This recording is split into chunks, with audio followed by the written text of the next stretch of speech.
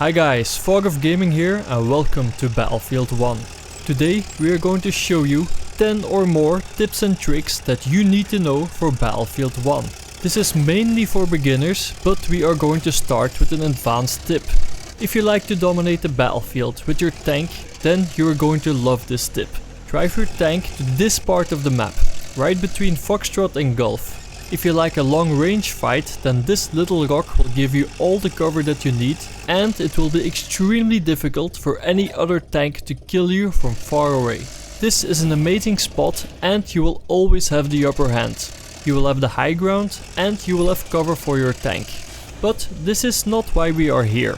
We are going to continue driving so that we can attack the Foxtrot flag. Under normal circumstances, it would be impossible for you to attack this flag from up here. You just don't have the angle. Unless you do this. Point the front of your tank towards the center of the hill and try to climb it. Keep driving forward and you will be able to position yourself perfectly to attack anyone on Foxtrot. That from above and nobody will see this coming. And if you have to, you will be able to destroy this wooden bridge. Don't worry if you fall down. You will land perfectly on your tracks without taking any damage. I've received a lot of questions about the location of the flamethrower, the tank carrier M1918 and the MG0815.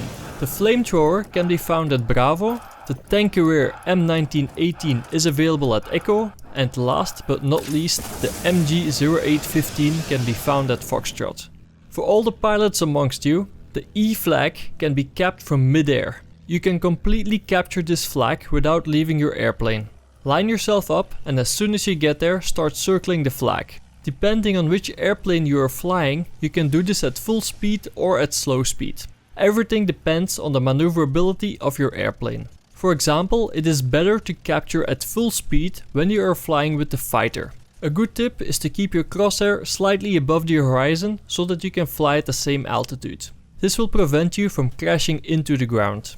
It will take you 45 seconds to capture a neutral flag on your own.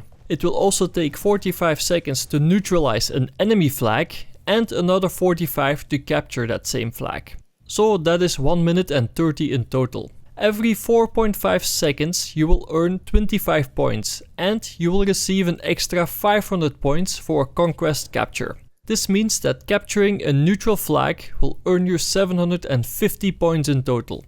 Neutralizing an enemy flag will earn you 500 points in total. 10 times 25 plus an extra 250 when you actually neutralize it. But you will only get 5 times 25 instead of 10 times 25 for capturing that same flag that you just neutralized. But you will still get the 500 bonus points for a conquest capture. So that means a total of 1125 points for capturing an enemy flag on your own. Pretty nice, hey? Please remember to change the standard minimap zoom radius for an improved situational awareness. Most people don't know that changing the standard settings also changes the different zoom ranges available to you when you change the zoom in-game. For example, the on-foot zoom radius is automatically set to 75.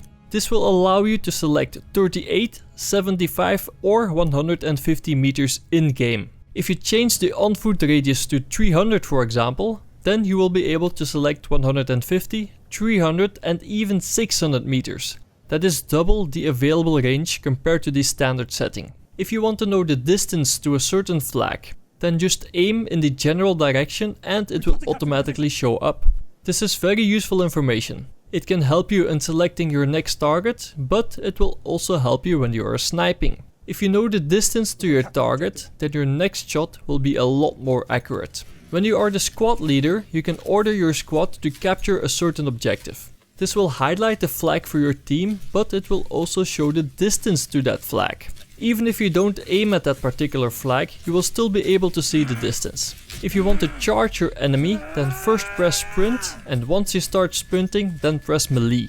This is very easy to do, but know that you can only do this with one of the 4 standard classes. So only with the assault, medic, support or scout class. You can't do this as a pilot, a tank driver or a horse rider.